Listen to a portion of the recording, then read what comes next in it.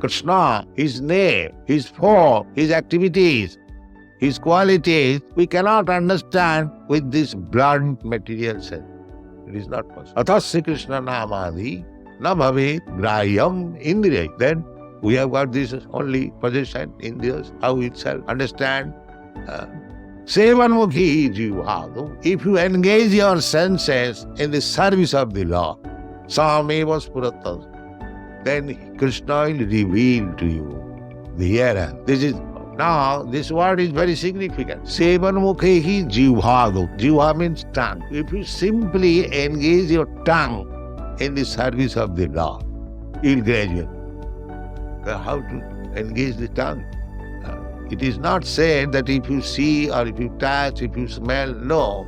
If you taste. So what is the business of the tongue?